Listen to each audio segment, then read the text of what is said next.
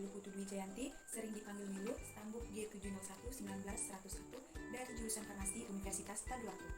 Di video kali ini saya akan menjelaskan sedikit tentang fase biofarmaseutika dan fase farmakokinetika. Nah, teman-teman pasti penasaran nih, apa sih itu fase biofarmaseutika dan apa itu fase farmakokinetika. Nah, pada video kali ini saya akan mengambil satu contoh obat untuk dicontohkan pada fase biofarmaseutika dan fase farmakokinetika. Yang saya ambil yaitu obat ibuprofen. Nah, untuk obat ibuprofen sendiri teman-teman pasti sudah mengetahui nih, dan mungkin teman-teman sendiri sudah pernah mengkonsumsinya.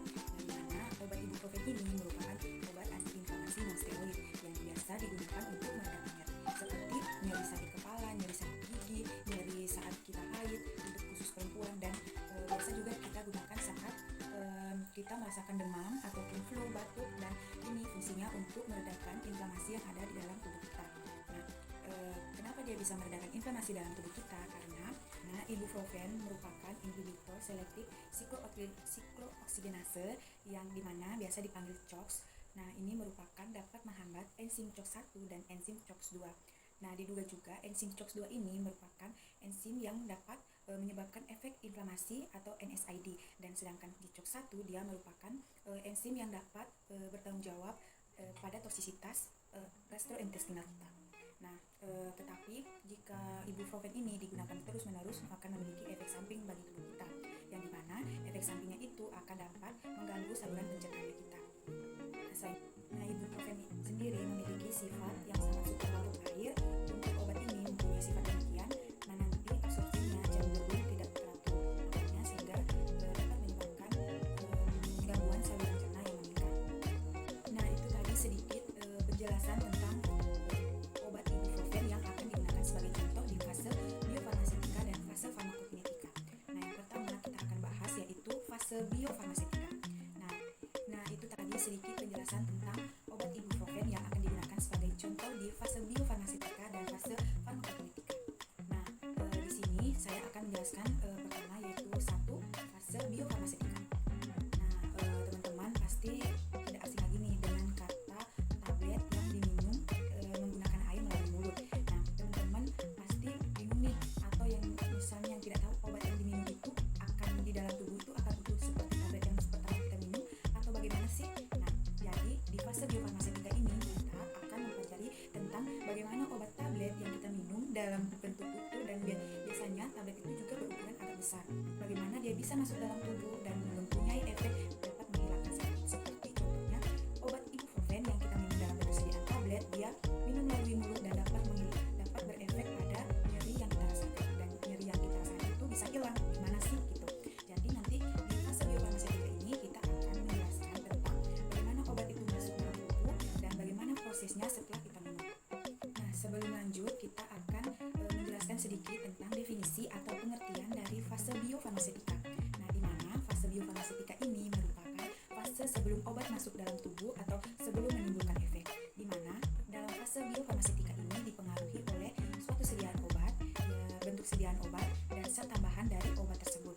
Nah, seperti yang kita ketahui, obat tablet itu terdiri dari dua unsur, yaitu zat tambahan dari obat ibuprofen dan zat aktif dari ibuprofen. Nah, yang akan diserap oleh tubuh itu hanyalah satu zat, yaitu zat aktif ibuprofennya. Dalam fase biofarmaseutika ini juga dapat diuraikan dalam 3 tahapan atau yang biasa dikenal dengan tahapan LDA. Nah, di mana itu ada liberasi, disolusi, dan absorpsi. Nah, pertama kita bahas yang liberasi. Liberasi itu dengan kata lainnya juga disebut dengan pelepasan. Pelepasan itu bagaimana sih, Kak? Pelepasan itu misalnya nih obat ibuprofen.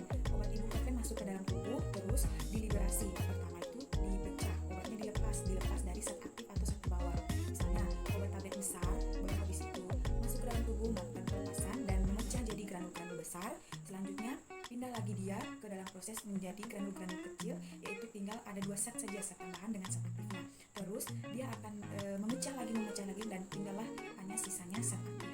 Nah, setelah lakukan pelepasan atau pemecahan tadi, nah lakukanlah berikutnya obat ini akan masuk ke tahap disolusi. Disolusi ini itu merupakan pelarutan, di mana pelarutan ini merupakan zat aktif obat yang tadinya sudah melakukan pelepasan dengan zat tambahan itu akan dilarutkan dengan tahap disolusi ini. Selanjutnya setelah tahap disolusi itu ada tahap absorpsi. Absorpsi ini merupakan penyerapan, di mana ini merupakan tahap terakhir fase biofarmasetika. Nah, selanjutnya akan berpindah ke tahap fase farmakokinetika. Nah, dia merupakan fase yang tanpa hormon. Nah, itu terdiri dari absorpsi, distribusi, metabolisme, dan ekskresi. Nah, dari obat ibuprofen tadi yang sudah melakukan penyerapan, kita masuk ke fase farmasetika. Dia akan mengambil ke fase absorpsi, yaitu penyerapan kembali, di mana absorpsi ini merupakan suatu proses pergerakan partikel obat dari fase biofarmasetika tadi masuk ke saluran gastrointestinal kita. Nah, contohnya ini obat ibuprofen. Obat ibuprofen ini memiliki sifat yang sukar larut dalam air, dan juga obat memiliki kecenderungan absorpsi yang tidak teratur, terus dia agak lambat dan tidak sempurna. Nah, pada absorpsi di dalam tubuh, maksudnya dalam fase absorpsi yang terjadi dalam tubuh kita untuk obat ibuprofen ini, dia absorpsinya untuk obat ini sekitar 85% dan bioavailabilitasnya sekitar 80-100% dengan onset waktu sekitaran obatnya itu 30-60 menit. Nah, dengan durasi obat yang bekerja sekitaran 4-6 jam. Nah, untuk absorpsi ini tidak dipengaruhi oleh asupan makanan. Jadi misalnya teman-teman ini makan nasi, habis makan nasi 5 menitnya makan minum obat ibuprofen, itu tidak ada efek atau tidak ada berpengaruh untuk jalan absorpsi obat dalam tubuh. Nah, yang selanjutnya itu ada fase distribusi. Nah, fase distribusi ini merupakan suatu proses obat yang berada di cairan tubuh atau di jaringan tubuh. Dan sendiri itu volume distribusinya yang terjadi pada orang dewasa sekitaran 0,12 liter per kilogram dan 0,146 liter per kilogram pada anak-anak, atau 0,164 liter per kilogram pada anak-anak. Untuk konsentrasi yang terjadi lebih dari 20 liter, dan ikatan protein plasma sekitaran 90-100%. Metabolisme atau biasa juga disebut dengan biotransformasi, yaitu suatu proses yang terjadi pada organ hati kita. Nah, hati merupakan suatu organ yang digunakan untuk tempat utama pada metabolisme. Nah, banyak obat di sini yang diinaktifkan oleh enzim-enzim hati dan kemudian diubah untuk ditransformasikan ke enzim hati yang hanya untuk menjadi metabolit inaktif dan zat yang dapat larut dalam air dan untuk dapat diekskresikan nantinya. Nah, untuk selanjutnya itu ada fase eliminasi. Nah, fase eliminasi ini merupakan fase atau tahap terakhir pada fase farmasetika. Nah, pada ibuprofen sendiri atau pada obat ibuprofen sendiri itu memiliki waktu paruh eliminasi yang terjadi dalam tubuh itu sekitar 2-4 jam pada orang dewasa, dan pada anak-anak atau pada anak-anak yang berusia 3 bulan sampai 1 tahun itu sekitaran 1,6 jam. Nah, untuk ekskresi ibuprofen terjadi di urin sekitar 50-60% dan kurang dari 10% tidak berubah. Itu tadi rangkaian dari fase-fase farmasetika yang terjadi di dalam tubuh kita. Nah, bisa disimpulkan bahwa obat dari ibuprofen sendiri itu mengalami fase yang sangat panjang dalam tubuh kita.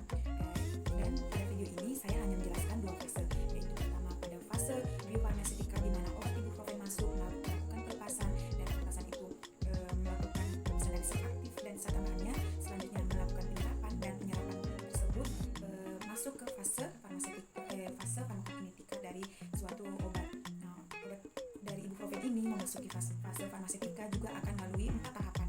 4 tahapan itu yang tadi pertama absorpsi atau penyerapan kembali dari fase biofarmasetika tadi. Selanjutnya akan dilakukan fase distribusi atau penyebaran yang dilakukan oleh cairan tubuh atau jaringan tubuh dan disebarkan ke tempat atau efek yang akan ditujukan oleh zat aktif tersebut. Selanjutnya di fase metabolisme. Fase metabolisme itu dilakukan di hati atau organ hatinya kita. Nah, setelah itu dilakukan tahap terakhir. Tahap terakhir itu ada eliminasi atau pembuangan istilahnya. Nah, pembuangan sendiri itu jalur utamanya terjadi pada ginjal atau organ ginjal kita. Nah, adapun jalur lainnya yang tidak bisa diekskresikan oleh ginjal bisa diekskresikan melalui feses, melalui saliva, keringat, air susu ibu maupun urin kita. Nah, tadi sedikit saya jelaskan tentang fase farmasetika